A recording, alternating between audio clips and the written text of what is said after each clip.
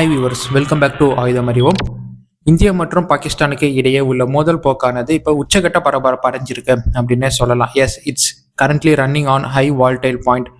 அந்த பாயிண்ட் எப்போ வேணாலும் பிரேக் ஆகி இரு நாடுகளுக்கும் இடையே மீண்டும் ஒரு உச்சகட்ட மோதல் ஆரம்பிக்கலாம் அப்படிங்கிறது இப்போதைய சூழ்நிலையா இருக்கக்கூடியது. இதற்கான முழுக்க யார் காரணம் அப்படின்னு பார்த்தீங்கன்னா அமெரிக்கா மட்டும்தான். எஸ், இப்போ புதுசாக ஏற்பட்டிருக்கும் இந்த வாலடைல் பாயிண்ட்டுக்கு அமெரிக்கா தான் ஃபுல்லாக பேக் பண்ணிட்டு இருக்கிறாங்க பாகிஸ்தானை. அது ஒன்று தான் காரணம் பாகிஸ்தான் இந்த அளவுக்கு பேசுறதுக்கு. சமீபத்தில் இந்தியாவுக்கு மிகப்பெரிய உளவு தகவல் கிடைச்சது. அதாவது இன்டெலிஜென்ஸ் இன்ஃபர்மேஷன் என்ன சொல்லுதுன்னா, இந்தியாவில் இருக்கும் மிகப்பெரிய இல்லை முக்கிய நகரங்களில் இருக்கக்கூடிய இந்த airports like Delhi airport, Bangalore airport, அது மாதிரியான மும்பை ஏர்போர்ட், அது மாதிரியான ஏர்போர்ட் டெரர் அட்டாக்கு உள்ளாகக்கூடும். ஸோ உங்களுடைய ஃபுல் செக்யூரிட்டி இன்ஸ்ட்ரக்ஷனை ஃபாலோ பண்ணி அங்கே உங்களுடைய ப்ரோட்டோக்காலை கம்ப்ளீட்டாக ஃபாலோ பண்ணுங்க, செக்யூர் ப்ரோட்டோக்காலை கம்ப்ளீட்டாக ஃபாலோ பண்ணுங்க அப்படிங்கிற அறிவிப்பு கொடுக்கப்பட்டிருக்கு. இந்த இன்டெல் ஆனது, அதாவது இந்த டெரரிஸ்ட் அட்டாக்குக்கான இன்டெல் ஆனது ஆகஸ்ட் 15 மற்றும் செப்டம்பர் மத்தியில் அப்படின்னு கொடுக்கப்பட்டிருக்கு. ஸோ இது ரொம்ப முக்கியமாக பார்க்கப்படுது. Don't forget my dear friends, operation சிந்தூரானது இன்னும் முடியலை. ஆப்ரேஷன் சிந்தூரா நம்ம சீஸ்ஃபயர் கொண்டு பாஸ் தான் பண்ணி வச்சிருக்கோம். பல பேரும் தப்பா புரிஞ்சுக்கிட்டு இருக்கிறோம். ஆப்ரேஷன் சிந்தூரை இந்தியா நிறுத்தி வச்சிருக்காங்க, இல்லை முடிஞ்சிருக்கு அப்படின்னு.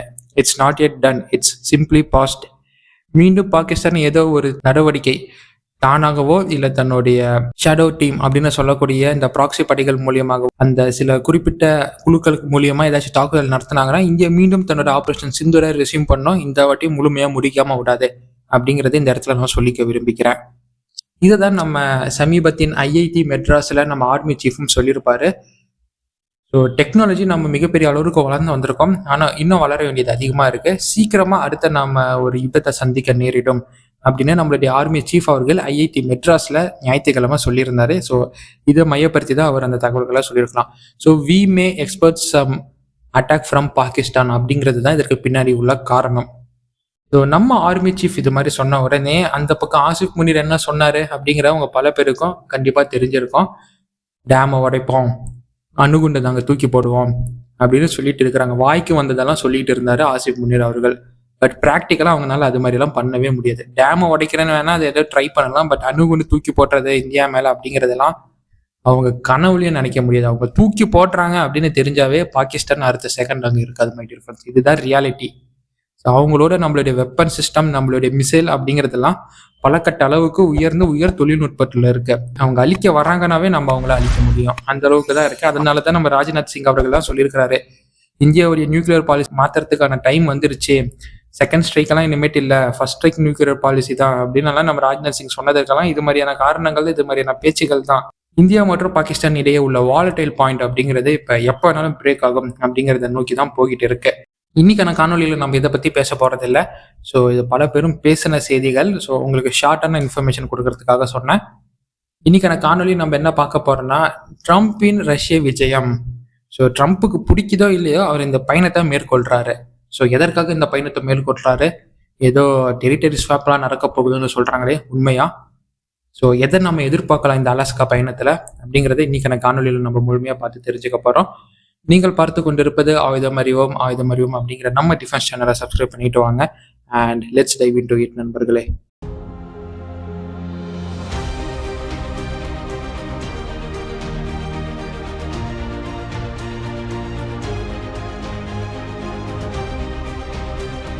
ட்ரம்ப் மற்றும் ட்ரம்பின் அட்மினிஸ்ட்ரேஷன் இந்த ரஷ்யா உக்ரைன் கான்ஃப்ளிக்ட்ல முடிச்சு அங்கே ஒரு அமைதி சூழலை திரும்ப வைக்கலாம் அப்படின்னு முயற்சி பண்ணிட்டு இருக்கிறாங்க. அதை மறுக்கிறதுக்கு இல்லை. அதன் ஒரு படியாக தான் இந்த 8 நாளுக்கான கிரேஸ் பீரியட் ரஷ்யாவுக்கு கொடுக்கப்பட்ட. என்ன முடிவுக்கு தான் நீங்க வரீங்க அப்படின்லாம் கேட்டுட்டு இருந்தாங்க அமெரிக்கா. அதன் ஒரு படியாக ஸ்டீவ் விட்கஃப் போனாரு. ஏதோ ஒரு பாசிட்டிவா ஒரு டைரக்ஷன் தெரிகிற காரணத்தினால அதை தொடர்ந்து ரஷ்ய அதிபரை சந்திக்க அமெரிக்க அதிபர் ட்ரம்ப் அவர்கள் சம்மதம் தெரிவிச்சிருக்கிறாரு. அமெரிக்காவின் பிரசிடென்ட் ட்ரம்ப் அவர்கள் நேரடியாக ரஷ்யாவின் அலாஸ்காவுக்கு சென்று ஆகஸ்ட் 15 இந்த மோதலை முடிக்கிறதுக்கான பேச்சுவார்த்தையில் புட்டினுடன் ஈடுபட போவதாக தகவல்கள் நமக்கு கிடைச்சிருக்கு. இதுக்கு ஒரு 4-5 நாளைக்கு முன்னாடியே ட்ரம்ப் ஒரு சிக்னலை கொடுத்திருந்தாரு. செலன்ஸ்கி, நீ ரெடியா இருந்துக்கோ, டெரிட்டரி ஸ்வாப்புக்கு சைன் பண்ண தயாரா இருந்துக்கோ அப்படின்னு சொல்லியிருந்தாரு. அதை தொடர்ந்து இது மாதிரி அலாஸ்காவுக்கு நான் போறேன், மிகப்பெரிய முடிவை எடுக்க போறேன் அப்படின்னு ட்ரம்ப் சொல்லியிருந்தாரு. இது எல்லாமே நல்லா போயிட்டு இருந்தது, நமக்கு எல்லாமே நல்லா தெரிஞ்சுது. ஆனா நேத்து ட்ரம்ப் ஒரு செய்தியை சொல்லியிருந்தாரு. அதாவது பிரஸ் மீட்டுக்கு ரொம்ப பெரிய பிரஸ் மீட் அவர் கொடுத்திருந்தாரு. அதுல பல விஷயங்கள் அவர் பேசினார், இந்தியா உள்பட. ஆனா இந்த ரஷ்யா உக்ரைன் அப்படின்னு பிரிச்சு பார்க்கும்போது, நான் ரஷ்யாவுக்கு போறேன், ரொம்ப எம்பாரஸ்மெண்ட்டாக இருக்குது நான் ரஷ்யாவுக்கு போகிறது. அமெரிக்கன் பிரசிடெண்ட்டாக இருந்துட்டு நான் ரஷ்யாவுக்கு போகிறது எனக்கு ரொம்ப எம்பாரஸ்மெண்ட்டாக இருக்குது. அதாவது ஏதோ பிடிக்காததை பார்த்தா மூஞ்சி சுழியுமே, அது மாதிரி அவர் சொல்கிறாரு. நான் ரஷ்யாவுக்கு போகிறேன், ஒரு டர்ட்டி கண்ட்ரியாக இருந்தது, அங்கே போகிறேன், நான் அங்கே போய் நான் புட்டின் கிட்ட பேச போகிறேன், எனக்கு என்ன வேணாலும் ஆகலாம், அந்த நாடை நம்ப முடியாது, அப்படி இப்படின்னு வாய்க்கு வந்தபடி பேசியிருக்கிறாரு. ஜி ஜின்பிங்க இந்தியா மேலே பல வன்மத்தை வச்சுக்கிட்டு இந்தியாவுக்கு நம்ம தமிழ்நாட்டுக்கு சுற்றுப்பயணம் வந்த போதெல்லாம் அந்த அளவுக்கு காமிச்சிக்கல, ஒரு வேஷம் போட்டுட்டு இருந்தாரு. ஆனால் ட்ரம்ப் நேரடியாக சொல்றாரு, இது மாதிரி காட்டமா சொல்றாரு, டர்ட்டி கண்ட்ரி, ரொம்ப எம்பாரஸ்மெண்டா இருக்கு, என் உயிருக்கு என்ன வேணாலும் ஆகலாம், இருந்தாலும் நான் போறேன், போக வேண்டிய சூழ்நிலை ஏற்படுது. இதுவே ரஷ்யர்கள் மத்தியில இவர் என்னமோ பெரிய இதாகவும் ரஷ்யா என்னமோ கீழ்மட்ட நாடாகவும் இப்படி பேசுறாரு அப்படின்னு ரஷ்யர்கள் மத்தியில ஒரு பேச்சை இது எழுப்ப வச்சிருக்கு. சரி, இது மட்டும்தான் சொன்னாரா, இதை வச்சுதான் நீ பேசுறியாப்பா அப்படின்னு கேட்டா இல்ல மை டியர் ஃப்ரெண்ட்ஸ். ரஷ்யாவை பத்தி, ரஷ்யா மக்களுடைய திறமையை பத்தி விக்டர் ஓர்பன் கிட்ட கேட்டிருந்தாரு. விக்டர் ஓர்பன் யார் அவரு அப்படின்னு நம்ம தெரியும், ஹங்கேரியன் பிரைம் மினிஸ்டர் தான் விக்டர் ஓர்பன். ரஷ்யாவின் விசுவாசின்னு சொல்றதை விட புட்டினின் விசுவாசி அப்படின்னு சொல்லலாம். இவர்கிட்ட போய் ட்ரம்ப் கேட்டிருக்காரு, நீ என்னப்பா நினைக்கிற, ரஷ்யா இந்த போர்ல ஜெயிச்சிருவாங்களா, ரஷ்யர்களை பத்தி நீ என்ன நினைக்கிற, எனக்கு ஃபர்ஸ்ட் சொல்ல அப்படின்னு ட்ரம்ப் அவர்கள் கேட்டிருக்காரு. விக்டர் ஓர்பன் சிம்பிளா சொல்லியிருக்காரு, ரஷ்யா அப்படிங்கிற நாடு ஜெர்மனியின் நாசி படைகளை தோக்கடித்த நாடு, ஹிட்லரின் ஆதிக்கத்தை அடக்குன நாடு, நெப்போலியனை தோக்கடித்த நாடு. ஸோ அந்த நாட்டு மக்களின் மனதில் இயற்கையாகவே போராடணும் அப்படிங்கிற குணம் இருக்க மிகப்பெரிய போராட்டத்திற்கு பேர் போன ஆளுங்க. அவங்க மக்கள் மனசுல போராட்டம் அப்படிங்கிறது இயற்கையாகவே ஊன்றப்பட்ட ஒரு விதை அப்படின்னு சொல்லியிருக்கிறாரு.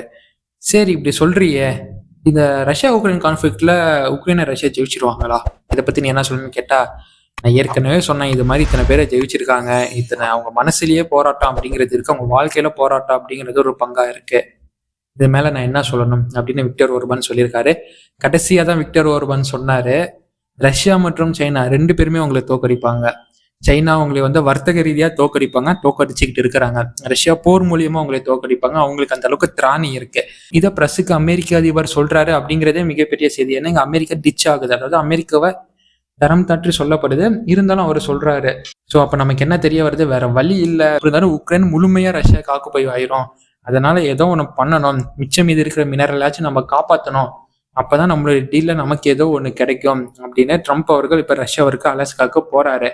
இந்த டெரிட்டரி ஸ்வாப் நடக்குமா அப்படின்னு கேட்டீங்கன்னா, யூரோப் யூனியன் இதற்கு முழுக்க போட்டாங்க அப்படிங்கிறது தான் நான் சொல்ல விரும்புகிறேன். ஏன்னா ஜெலன்ஸ்கி என்ன சொன்னாருன்னா, ட்ரம்ப் அவர்களே நீங்க அலாஸ்காக்கு புட்டினுடன் சந்திப்பு நடத்த போறீங்க, இருந்தாலும் எங்க நாட்டை பற்றி தானே நீங்க பேச போறீங்க, அப்ப நான் இல்லாம எங்க நாட்டுடைய கன்செஷன் இல்லாம நீங்க எப்படி ஒரு முடிவு எடுத்து அது எங்க மேல நீங்க அப்ளை பண்ணலாம், எங்க மக்களும் இயற்கையாவே வீரம் மிகுந்த மக்கள்கள், எங்கனாலையும் சண்டை போட முடியும், ஸோ எங்களை விட்டுட்டு இதெல்லாம் பேசாதீங்க, முடிவு எடுக்காதீங்க, அப்படி எடுத்தீங்க எங்க மேல இம்ப்ளை பண்ணணும்னு நினைச்சீங்கன்னா அது எதுவும் நடக்காது, நாங்க தொடர்ந்து சண்டை செய்வோம், ஸோ எதா இருந்தாலும் எங்களை வச்சுக்கிட்டு பேசணும், அப்பதான் அது நியாயமா இருக்கும் அப்படின்னு ஜெலன்ஸ்கி சொல்லிட்டாரு. இதற்கு ஊதுகுழல ஐரோப்பிய ஒன்றியத்தின் முக்கிய 3 நாடுகள் வராங்க, ஜெர்மனி, யூகே மற்றும் பிரான்ஸ், இவங்க வராங்க. இது கூட உர்சுலா வான் டெர் லையனையும் சேர்த்துக்கோங்க. அவங்க என்ன சொல்றாங்கன்னா, ஆமா ஜெலன்ஸ்கி சொல்றது 100க்கு 100 உண்மை, எப்படி அவங்க நாட்டை பத்தி பேசும்போது அவங்களுடைய தலைவர் இல்லாம இருக்க முடியும், அதை எப்படி அவங்க ஒத்துப்பாங்க, நீங்க என்ன வேணாலும் பேசுவீங்க, ஸோ கண்டிப்பா உக்ரைன் அங்க இருக்கணும் அப்படின்னு ஐரோப்பிய ஒன்றியத்துல இருக்க மும்மூர்த்திகள் சொல்றாங்க. இது போக ஒரு சம்பவம் நடந்துச்சு, இது மாதிரி சீஸ்ஃபயர் நோக்கி போகுது, அதிபர் ட்ரம்ப் அவர்கள் புட்டினை பார்க்க போறாரு அப்படின்னு சொன்னோடனே உக்ரைனுக்கு கொடுக்கப்பட இருந்த ஆயுதங்கள் மூன்றாவது முறையாக ஹால் செய்யப்படுது. உக்ரைனுக்காக நேட்டோ வரைக்கும் போன ஆயுதங்கள் மீண்டும் அமெரிக்கன் பேஸ், அங்க நேட்டோ நாடுகள் இருக்கும் அமெரிக்கன் பேஸுக்கு ரீசப்ளை செய்யப்பட்டு அங்க ஹால் செய்யப்பட்டிருக்கு. உக்ரைனுக்கு தரப்பட்ட ஆயுதங்கள் இப்ப தடுக்கப்பட்டு மறுக்கப்பட்டு வச்சிருக்கிறாங்க. இப்போ யூரோப்பியன் யூனியன் என்ன சொல்றாங்கன்னா, எதற்கு நீங்க நிப்பாட்டினீங்க, நாங்க காசு கொடுக்குறோம், அந்த வெப்பனை எங்களுக்கு வித்து கொடுங்க, நாங்க அவங்களுக்கு ஏற்றுமதி பண்ணிக்கிறோம், நீங்க ஒன்றும் கொடுக்கணும்னு அவசியம் இல்லை, நாங்க உக்ரைனை எப்படி காப்பாற்றணுமோ அப்படி காப்பாத்திக்கிறோம், ஸோ நீங்க உதவுனாலும் சரி உதவினாலும் சரி எங்களுடைய ஆதரவு எப்பயுமே உக்ரைனுக்கு தான், ஸோ உக்ரைன் இந்த போர்ல ஒரு முடிவு காணாம போகாது, அதற்கு நாங்க உறுதுணையா இருக்கிறோம் அப்படின்னு ஐரோப்பிய ஒன்றியம் இப்ப அமெரிக்கா கிட்ட காசை கொடுத்து வெப்பன்ஸை கொள்முதல் பண்றாங்க. இதை ரீசெண்டா அமெரிக்காவின் வைஸ் பிரசிடென்ட் ஜேடி வேன்ஸ் அவர்களும் உறுதிப்படுத்தியிருக்காரு. நாங்களே முடிக்கணும்னு நினைச்சா கூட ஐரோப்பிய ஒன்றியம் முடிக்க விட மாட்டேங்குதுங்க. சரி, இப்போ உங்களுக்கு ஓரளவுக்கு என்ன நடக்க போகுது அப்படின்னு நீங்க யூகிச்சிருப்பீங்க அப்படின்னு நினைக்கிறேன். ட்ரம்ப் அவர்கள் அலாஸ்கால ஆரம்பிப்பாரு, அமெரிக்கா மற்றும் ரஷ்யா உறவு அப்படி இப்படி இருந்தது, ஆஹா ஓஹோ நாங்க சேர்த்து ஹிட்லரை தோக்கடிச்சோம், நாசி படைகளை தோக்கடிச்சோம்னு ஆரம்பிப்பாரு. தொடர்ந்து என்ன சொல்லுவாருன்னா, புட்டினுடன் மற்றும் ரஷ்யாவுடன் நாங்க அதிகமான ட்ரேட் டீலை நடத்த விரும்புறோம், அவங்க கிட்ட இருந்து நாங்க அதிகமாக பொருட்களை வாங்க விரும்புறோம், அவங்க மேல போடப்பட்ட சாங்ஷன்ஸ் எல்லாருமே தளர்வுகள் செய்யப்படும் அப்படின்னு பாராட்டியும் அவங்களுக்கு சாதகமாகவும் பேச ஆரம்பிப்பாரு. பதிலுக்கு புட்டின் என்ன சொல்லுவார் அப்படின்னா, ரஷ்யாவின் கோல்ஸ் சேம் தாங்க. நீங்கள் அந்த 4 இடங்களை, அதாவது டோன்ஸ்க், லுஹான்ஸ்க், ஜாப்ரோசேஷியா மற்றும் நிப்ரோ, இந்த 4 இடங்களை எங்கள் பேரில் எழுதி வச்சிருங்க. டீமிலிட்டரைசேஷன் நடக்கணும் உக்ரைனில், டீநாசிஃபிகேஷன் நடக்கணும், அண்ட் ஜெலன்ஸ்கி அங்கேருந்து அதிபர் பதவியிலிருந்து தூக்கி எறியப்பட்டு அங்கே வேற ஒரு நபர் அதிபர் பதவியில் உட்காரணும். இதுதான் எங்களுடைய வேண்டுகோள். ஸோ இதை நீங்கள் நடத்தி கொடுங்க, நம்ம பேசிக்கலாம் அப்படின்னு சொல்லுவார். ஸோ ட்ரம்ப் இந்த பக்கம் எப்பயும் போல், ரஷ்யாவை நாங்கள் G7 நாடுகளை சித்திக்க விரும்புகிறோம், ரஷ்யா நீங்களும் மறக்காமல் வந்துடுங்க, நம்ம வருங்காலத்தில் நிறையா டீல் பண்ணால் மிகப்பெரிய நாடை நம்ம வளரலாம் அப்படின்னு சொல்லுவார். அண்ட் அங்கே போய் ஏதோ ஒரு வகையில் ஜெலன்ஸ்கி ஒரு முட்டா பையங்க, ஸோ அவனால தான் இந்த அளவுக்கு போயிட்டு இருக்கு, அவனுக்கு கொஞ்சம் அறிவு இருந்தால் எப்பயும் இந்த போரை முடிச்சிருக்கலாம் அப்படின்னு கொஞ்சம் புட்டினுக்கு ஆதரவாகவும் ட்ரம்ப் அந்த இடத்துல பேசுவார். ஸோ இதுதான் நடக்கும். இதை தவிர அந்த முக்கியமான ஒப்பந்தங்கள் கையெழுத்தாகும், அங்கே ஒரு சீஸ்ஃபயர் நடக்கும் அப்படிங்கிறதுல எனக்கு பெருசாக உடன்பாடு இல்லை. ஏன்னா இத்தனை நாள் வரை இப்படி தான் ஒரு ஃபேக் கிளைம், ஒரு பொய்யான வெற்றிக்கு, ஒரு பொய்யான பிரபலத்துக்கு ட்ரம்ப் அவர்கள் விரும்பிட்டு இருக்குது 2வது டேர்மில். ஸோ அதனால் இந்த இடத்துல அந்த கையெழுத்து அப்படிங்கிறது முழுமை ஏறாது.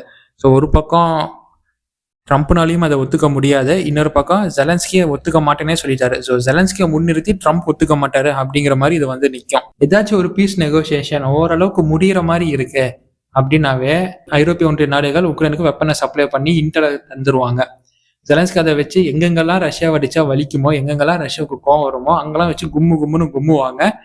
ரஷ்யா வெகுண்டெழுந்து மிகப்பெரிய அடியை அடிக்க ஆரம்பிப்பாங்க. உடனே ஜெலன்ஸ்கி, பார்த்தீங்களா எப்படி எங்களை அடிக்கிறாங்க, இவங்களையா நீங்க பாவம் பாக்குறீங்க, இவங்களை நம்பியா எங்களை எதிர்க்கிறீங்க, டீல்லாம் இவங்க கிட்ட போட, இவங்களை அடிச்சு முடிக்கலாம் அப்படிங்கிற மாதிரி பிளேட்டை திருப்புவாங்க. அப்படி இல்லையா அப்படியே மாற்றி நடக்கும். சப்போஸ் ஜெலன்ஸ்கி பக்கம் டீல் ஓகே ஆகிற மாதிரி இருந்துச்சு, ஜெலன்ஸ்கி பீஸ் நெகோசியேஷனுக்கு வர மாதிரி இருந்துச்சுன்னா ரஷ்யா போட்டு குமுறுன்னு குமுறுவாங்க. இந்த 3 வருஷத்துல நடந்த பீஸ் நெகோசியேஷன் டாக் அப்பெல்லாம் இந்த சம்பவம் தான் நடந்திருக்கு. வரலாற்றுல இது அப்படியே பதிவாகி இருக்கு. ஸோ இந்த வாட்டி இது நடந்துகிட்டு இருக்கு. ஸோ முக்கியமான ஸ்டேஷன்ஸ், பவர் ஸ்டேஷன்ஸ் எல்லாமே கை வைக்க ஆரம்பிச்சிருக்காங்க உக்ரைன். பார்க்கலாம் பீஸ் டாக் நடக்குதா இல்லையா, கையெழுத்து நடக்குதா இல்லையா அப்படிங்கிறத. ஸோ உங்களுடைய கருத்துக்கள் என்ன அப்படிங்கிறத கமெண்ட்ல விடுங்க. அலஸ்கால என்ன நடக்க போகுது, இன்னும் நம்ம சேனலை பார்க்கல, எது மாதிரியான கண்டென்ட் நம்ம பதிவிட்டுறோம், நீங்கள் நியூவாக இருந்தீங்கன்னா இந்த சேனலுக்கு ஜஸ்ட் நம்ம சேனலின் ப்ரொஃபைலை போய் பாருங்க. ஆயுதம் அறிவோம் அப்படின்னு யூடியூப்ல டைப் பண்ணுங்க. நம்ம சேனல் லோகோவோட ஒரு ஃபர்ஸ்ட் ஸ்க்ரீன் வரும், அதை டைப் பண்ணி அதை ஓப்பன் பண்ணி பாருங்க. எவ்வளோ வீடியோக்கள், எது மாதிரியான வீடியோக்கள் போட்டிருக்கோம் அப்படிங்கிறத நீங்கள் பாருங்க.